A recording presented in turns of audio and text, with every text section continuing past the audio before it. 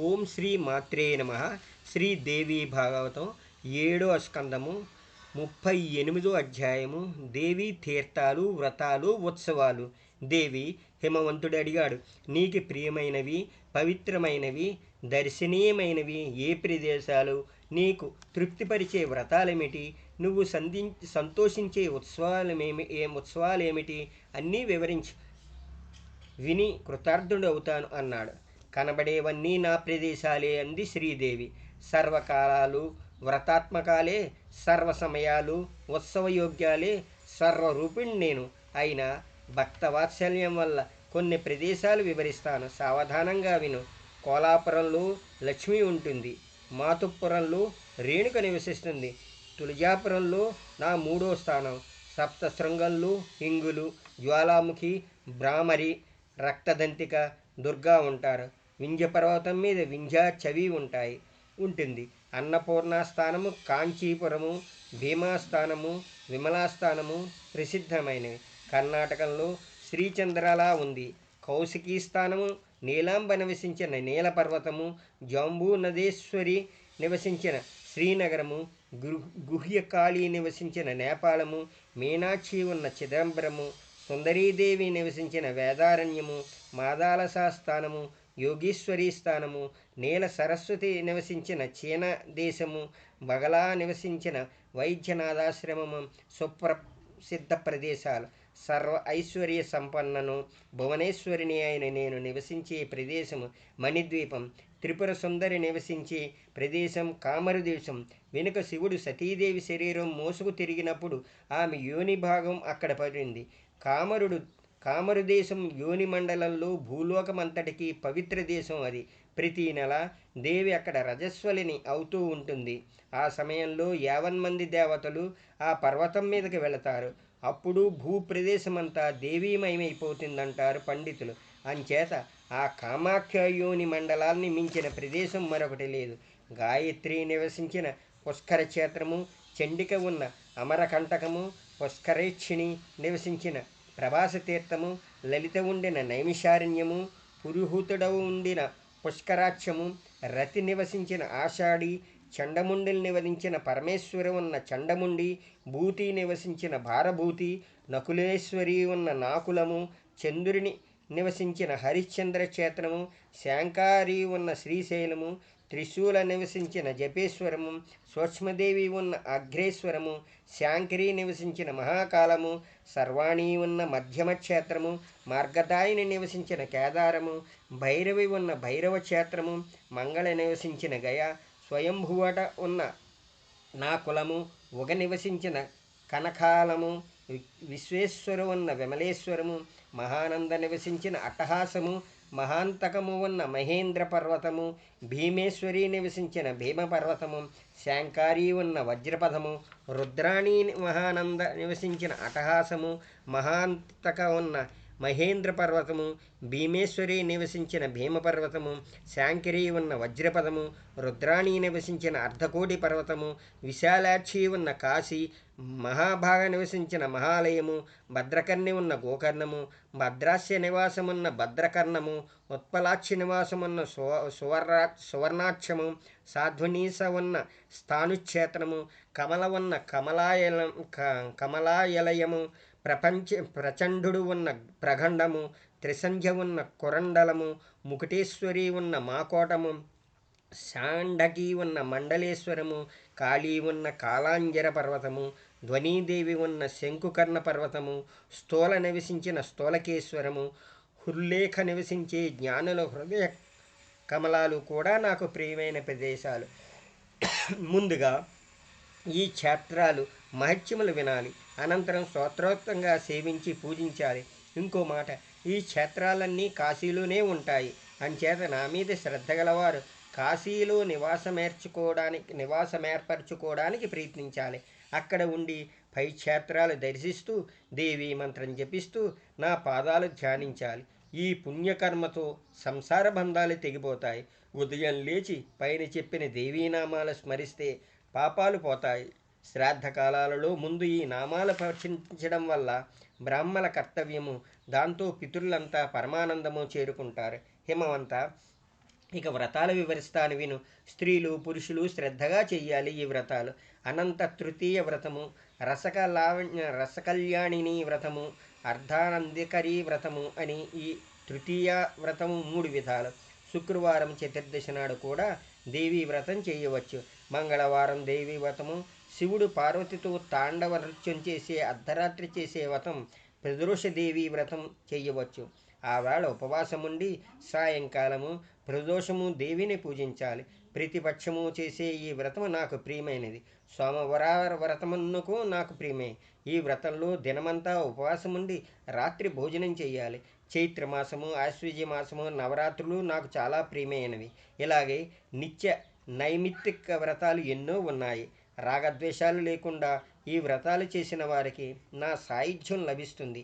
అలాంటివాడు నాకు భక్తుడు, ప్రేమపుత్రుడు. వ్రతాల్లో నా ఉత్సవాలను జరపాలి. శయనోత్సవం, జాగరణోత్సవం, రథోత్సవం, దమనోత్సవం మొదలైన ఉత్సవాలు ఎన్నో ఉన్నాయి. ఇవి తప్పనిసరిగా జరిపించాలి. శ్రావణ మాసంలో జరిపే పవిత్రోత్సవం ఎంతో ఇష్టం నాకు. నా భక్తులు ఎప్పుడూ ఈ ఉత్సవం జరపాలి. ఈ ఉత్సవంలో నా భక్తులకి సంతర్పణ చెయ్యాలి. పుని స్త్రీలకును సంతర్పణ పెట్టాలి. పెళ్లి కాని బాలికలకి, బ్రహ్మచారులకి భోజనం పెట్టాలి. వాళ్ళని నా స్వరూపంగా భావించాలి. చేతికి ఎముక లేకుండా దానాలు చెయ్యాలి. బ్రహ్మచారుల్ని, కన్యల్ని, బ్రాహ్మణుల్ని పూలతో పూజించాలి. ప్రతి ఏడు ఇలా నా ఉత్సవాలు చేసిన వాడు ధన్యుడవుతాడు, కృతకృత్యుడవుతాడు, నా ప్రేమ పాత్రుడునూ అవుతాడు. క్లుప్తంగా నేను చెప్పిన ఈ ప్రసంగం నాకు ప్రియమైనది. నా శాసనం మన్నించని వాళ్ళ దగ్గర, నేనంటే ఇష్టం లేని వాళ్ళ దగ్గర ఈ ప్రసంగం వినిపించకూడదు. శ్రీ దేవీ భాగవతంలో 7వ స్కందంలో ఇది 38వ అధ్యాయము. 39వ అధ్యాయము పూజావిధి. ఓ దేవదేవి, మహేశ్వరి, కరుణాసాగరి, అంబిక, నీ పూజా విధానం కూడా సెలవయ్యి అంటూ ప్రార్థించాడు హిమవంతుడు. విను అంటూ అందుకుంది దేవి. బాహ్యం అని, అభ్యంతరం అని నా పూజలు 2 రకాలు. వైదికి అని, తాంత్రికి అని. బాహ్యం మళ్ళీ 2 రకాలు. మూర్తి భేదాలతో వైదికి మళ్ళీ 2 రకాలు. వైదిక మంత్రాలతో చేసే పూజ వైదికి, తంత్రోక్త మంత్రాలతో చేసే పూజ తాంత్రికి. ఈ రహస్యం తెలియకుండా పూజకి పూనుకున్న వాడికి పతనం కలుగుతుంది. ముందు వైదిక పూజ వివరిస్తాను. అంతంలేని శిరస్సులతోనూ, నేత్రాలతోనూ, పాదాలతోనూ ఇప్పుడు నువ్వు చేసిన నా రూపం ఎల్లప్పుడూ తలుచుకుంటూ ధ్యానించాలి. ముందు పూజించవలసిన రూపం ఇదే. శాంత చిత్తంతో, సావధానంతో, అహంకారము, దంబడము లేకుండా నన్ను ఆశ్రయించాలి. యజ్ఞశీలుడివై పూజా తత్పరుడివి కావాలి. మనస్సులో నా రూపమే చూడాలి. జపము, ధ్యానము మానకూడదు.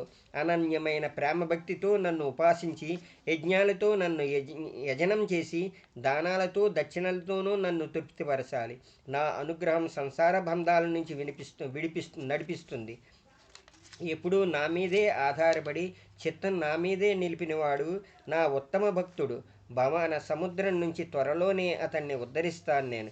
కేవలం కర్మయోగం వల్లే నేను ప్రాప్తం కాను. కర్మ నిరర్ధకం కాదు. సత్యకర్మ వల్ల పాపాలు పోతాయి. ధార్మిక భావన ఉదయిస్తుంది. ధర్మం వల్ల భక్తి ఉదయిస్తుంది. భక్తి బ్రహ్మజ్ఞాన సాధనం. సత్కర్మనే వేదాలను, ధర్మశాస్త్రాలను ధర్మమున్నాయి. ఇతరత్రా చెప్పిన ధర్మాభ్యాస మాత్రమే జ్ఞానమే కాదు. సర్వశక్తులు ఉన్నాయి నాలో. నా వేదాల నుంచి పుట్టినవే. అంచేత వాటిలోనూ అన్ని గుణాలు ఉన్నాయి. ధర్మశాస్త్రాల్లోంచే పుట్టాయి.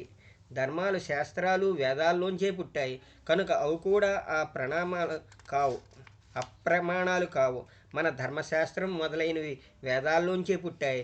అంచేత వేదాల్లాగే అవి కూడా ప్రామాణికమైనవి. ధర్మశాస్త్రాల్లోనూ పురాణాల్లోనూ వేదాలకి విరుద్ధంగా ఏమైనా కనపడినప్పుడు వేద పండితులు వాళ్ళని వదిలిపెట్టాలి. ఏమంటే అవి ఇతర శాస్త్రకర్తల వచనాలు.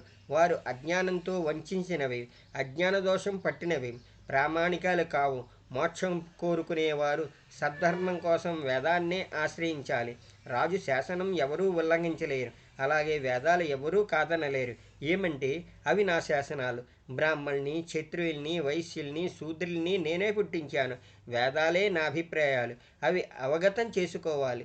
సద్ధర్మం అనుసరించని వాళ్ళ కోసం నరకం నిర్మించాను. నరకంలో బాధ వింటే ఎలాంటి వాళ్ళకైనా గుండె దడపుడుతుంది. వేదధర్మం కాదని అన్యధర్మం ఆశ్రయించిన వాళ్ళని రాజ్యం నుంచి తరిమేయాలి రాజులు. వాళ్ళతో బ్రాహ్మణులు మాట్లాడకూడదు, తమ పంక్తిలో కూర్చోనివ్వకూడదు. వేదాలకు ధర్మశాస్త్రాలకు వ్యతిరేకంగా ఉన్న శాస్త్రాలన్నీ తామస శాస్త్రాలే. వామశాస్త్రాలని, కాపాల శాస్త్రాలని, కౌలిక శాస్త్రాలని, భైరవ వాగమ శాస్త్రాలని అంటారు వాటిని. మోహం కలిగించడం కోసం శివుడు కల్పించాడు వాటిని, అంతే, మరేమీ కాదు. అంతేకాదు, దక్షుడి శాపం వల్ల, భృగుముని శాపం వల్ల, దదీచి శాపం వల్ల పదభ్రష్టులైన బ్రాహ్మణుల్ని ఉద్ధరించడం కోసం సోపానక్రమంగా శైవ, వైష్ణవ, సౌర, శాక్త, గణాత్పత్య ఆగమాలు సృష్టించాడు శివుడు. వేదాలతో వ్యతిరేకించని విషయములున్న అక్కడక్కడ లేకపోలేదు. వాటిలో వేదాలు తెలిసిన వారు ఆ భాగాలను గ్రహించిన దోషం లేదు. వేద విరుద్ధ విషయాలు అనుసరించడానికి బ్రాహ్మణికి అధికారం లేదు. అంచేత వైదికులు వేదాలే ఆశ్రయించాలి. ధర్మ సహితమైన జ్ఞానం వల్ల పరబ్రహ్మ ప్రకాశిస్తాడు.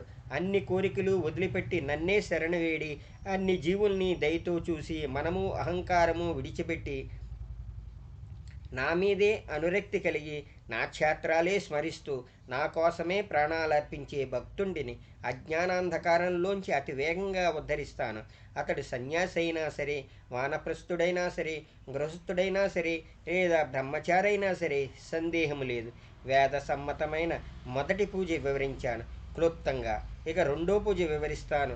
మూర్తిలోనో, వేదిక మీదనో, సూర్యచంద్ర మండలాల్లోనూ, నీటిలోనూ, బాణాకార చిహ్నంలోనూ, యంత్రంలోనూ, చిత్రపటంలోనూ, హృదయ కమలంలోనూ పరమేశ్వరినైన నన్ను ధ్యానించి పూజించాలి. కరుణాపూర్ణురాలినివిగా, తరుణ వయస్కురాలిగా, సంధ్యారుణవర్ధం కలదానిగా, అతీతమైన సౌందర్యమూర్తిగా, సర్వాంగ సౌందర్య రాశిగా, సర్వశృంగార సంపన్నురాలిగా, భక్తుల బాలచంద్రుడును నెమలిపించము కలదానిగా, పాశము, అంకుశము, వరము, అభయాముద్ర చేతుల్లో కలదానిగా, ఆనందమయ రూపిణిగా నా సగుణ స్వరూపం ధ్యానించాలి.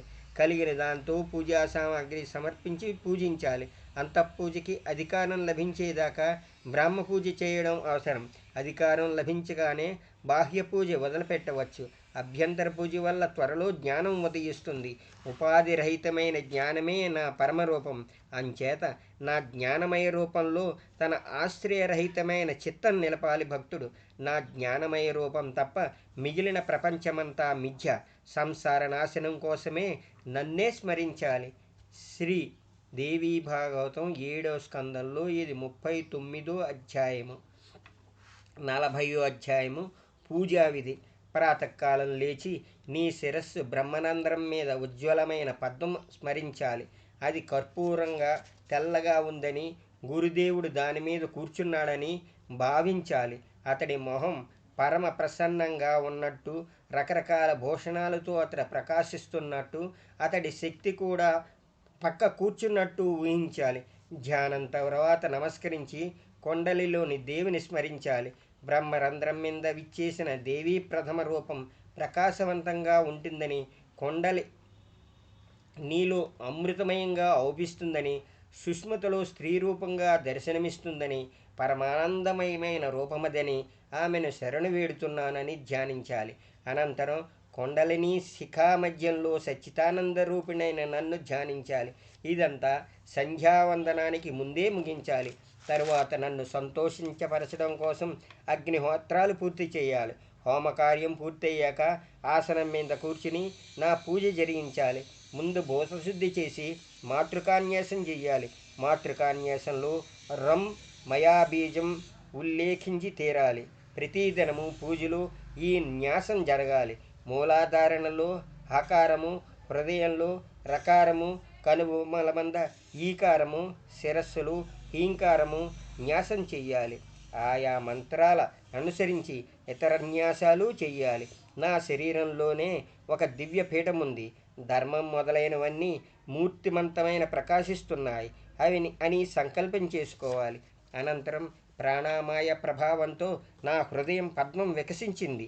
అదొక పంచప్రేతనాసనం. ఈ దివ్యాసనం మీద దేవి అధిష్ఠించి ఉంది అని ధ్యానించాలి.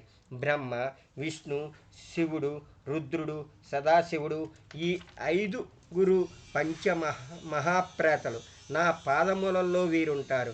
భూమి, నీరు, అగ్ని, గాలి, ఆకాశము, ఈ 5 భూతాలు జగత్స్వప్న సుషుప్తి తారీయ అతీత ఈ 5 అవస్థలు వ్యవస్థాపకాలు. ఈ చిన్మయ రూపం అవక్తం. ఈ అవస్థకు అతీతురాల్ని నేను. శక్తి తంత్రంలో బ్రహ్మాదులు ఆసన రూపులు. ఎప్పుడూ ఇలా ధ్యానం చేస్తూ మానసిక భోగ సామాగ్రితో నా పూజ జపము సాగించాలి. శ్రీదేవినైన నాకే జపం అర్పించాలి, అర్ఘ్యం ఇవ్వాలి. పూజ ప్రారంభించినప్పుడు ముందు పూజాపాత్రలు ఎదుట ఉంచుకోవాలి. పూజకి అవసరమైన వస్తువులన్నిటినీ అస్త్రమంత్రం ఓం షట్తో శుద్ధిపరచాలి. ఈ మంత్రంతోనే దిగ్బంధమును చెయ్యాలి. ఇవన్నీ అయ్యాక గురుదేవుడికి నమస్కరించాలి. నా ఆదేశానుసారం బ్రహ్మ పూజ జరపాలి. సాధకుడి హృదయంలో ఉండిన నా దివ్య మనోహరమూర్తిని బాహ్యపీఠం మీదకి అవగాహన చెయ్యాలి. వేద మంత్రాలతో ప్రాణప్రతిష్ఠ చెయ్యాలి. ఆసనం, ఆవాహనం, అర్ఘ్యం, పాద్యం, ఆచమనం, స్థానం, వస్త్రదానం ఈ విధులన్నీ సక్రమంగా జరిపించాలి. వస్త్రాలు 2 అర్పించాలి. నగలతో మూర్తిని అలంకరించాలి. గంధము, పువ్వులు అర్పించాలి. మంత్రంలోని ఆవరణ దేవతల్ని విధి ప్రకారం పూజించాలి. ప్రతి దినము పూజ జరిగించలేనప్పుడు ప్రతి శుక్రవారము పూజ నియమం చేసుకోవాలి. ఆవరణ దేవతల విషయం చెబుతాను విను. ముందు మూలదేవిని భావించి ఈ దేవి పరమ ప్రకాశవంతమైనది, ఈమె ప్రకాశం ముల్లోక వ్యాప్తము అని ఊహించి ఆసనం, పాద్యం మొదలైన ఉపచారాలతో పూజించాలి. అంగదేవతలను పూజించాక తిరిగి నన్ను మూలదేవిని పూజించాలి. పువ్వులు, చందనం, ధూపం, వస్త్రం, నైవేద్యం, తర్పణం, తాంబూలం, దక్షిణ మొదలైన వాటితో నన్ను తృప్తిపరచాలి. సహస్రనామాలతో నేను సంతృప్తి పడతాను. కవచముతో అహం రుద్రేభి సూక్తంతో దేవ్యధర్వ శీర్షికే మంత్రంతో మహావిద్యా సంజ్ఞక మంత్రంతో పదే పదే నన్ను సంతోషపరచాలి. శీఘ్ర హృదయంతో క్షమాభిక్ష వేడాలి. పులకిత శరీరంతో గద్గద కంఠంతో ఆడుతూ పాడుతూ నన్ను ప్రసన్నరాలుని చేసుకోవాలి. వేదాలు పురాణాలు అన్నీ నా కీర్తినే గానం చేస్తున్నాయి. నేనే వాటి అధిష్టాత్రిని. అంచేత వేదాలు పురాణాలు సహాయంతో నన్ను సంతోషపరచాలి. సాధకుడు తన సరస్వము తన శరీరము కూడా నాకు అర్పించాలి. నిత్యం హోమం చెయ్యాలి. బ్రాహ్మలకి పుణ్యస్త్రీలకి సంతర్పణలు చెయ్యాలి. చిట్టి చిట్టి పిల్లలు నా స్వరూపమే అని భావించి వారికి తృప్తిగా భోజనం పెట్టాలి. నమస్కారాలు పూర్తయ్యాక ఎలా ఆవాహనాదులు జరిగాయో అదే క్రమంలో విపరీతంగా విసర్జన జరగాలి. హేమవంతుడా, నా పూజ యావత్తు హ్రీం మంత్రంతోనే సంపన్నమవుతుంది. సర్వ మంత్రాల అధిష్టాన మంత్రం అది. అద్దం వంటి ఈ మంత్రంలో ఎప్పుడూ నా ప్రతిబింబం ప్రతిఫలిస్తూ ఉంటుంది. ఈ మంత్రంలో ఇచ్చిన వస్తువు సర్వ మంత్రాలతోనూ ఇచ్చినట్లు. అంతా అయ్యాక గురుపూజ చేసి కృతకృత్యాలు కావాలి. ఇలా నన్ను ఉపాసించిన వారికి ఏ లోపము రాదు. భూమండలంలో ఆయువు ముగిశాక వారు తిన్నగా నా మణిద్వీపం చేరుకుంటారు. నా స్వరూపమే మణిద్వీపం. దేవతలు నిత్యం దానికి ప్రణామం చేస్తారు. నువ్వు నీ శక్తిని అనుసరించి నన్ను పూజించు. కృతకృత్యుడివిక. నేను చేసిన ఈ ప్రసంగం నా గీతాశాస్త్రం అనిపించుకుంటుంది. నా ఆజ్ఞ మన్నించిన వాళ్ళ ముందు, నా మీద శ్రద్ధ లేని ధూర్తుల ముందు ఈ ప్రసంగం చెయ్యకూడదు. అపాత్రుల ఎదుట ఈ ప్రసంగం చెయ్యడం అంటే కన్న తల్లి స్తనాలు బయట పెట్టడమన్నమాట. అంచేత ఇది రహస్యంగా ఉంచడం అవసరం. మాట వినే పెద్ద కొడుకు, విధేయుడైన శిష్యుడు, నా భక్తుడు మాత్రం ఇది వినదగినవారు. శ్రాద్ధ సమయంలో బ్రాహ్మణులకు ఇది వినిపిస్తే పితరులు తరిస్తారు.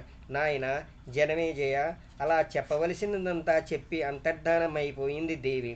దేవతలు ఆనందపరవశులై దేవలోకం వెళ్ళిపోయారు. సతీదేవి హైమవతి అన్న పేర హిమవంతుడింట జన్మించింది. గౌరీ, భగవతి, భువనేశ్వరి అన్న పేర ఆ దేవి శివుడికి అర్పితమైంది. అనంతరం కుమారస్వామి పుట్టాడు. అతడి చేత తారకాసురుడు హతమారిపోయాడు. సముద్రం మధించినప్పుడు ఎన్నో రత్నాలు బయటికి వచ్చాయి. అప్పుడే లక్ష్మి అవతరించడం కోసం దేవతలు శ్రీదేవిని ప్రార్థించారు. దేవతలను అనుగ్రహించి దేవి లక్ష్మీ రూపంలో అవతరించింది. దేవతల కోరిక ప్రకారం ఆమె విష్ణుమూర్తితో కాపురం చేసింది. ఇది గౌరీ లక్ష్మి తిరిగి అవతరించిన కథ. ఈ కథ సర్వ కోరికలు నెరవేరుస్తుంది. సామాన్యుల ముందు ఇది చెప్పకూడదు. రహస్యంగా ఉంచదగిన ఉపాఖ్యానం ఇది. పవిత్రమైనది. ఇతరులను పవిత్రపరుస్తుంది. శ్రీదేవి భాగవతం 7వ స్కందంలో ఇది 41వ అధ్యాయము. 7వ స్కందం సంపూర్ణం. ఈరోజు పురాణం సంపూర్ణం.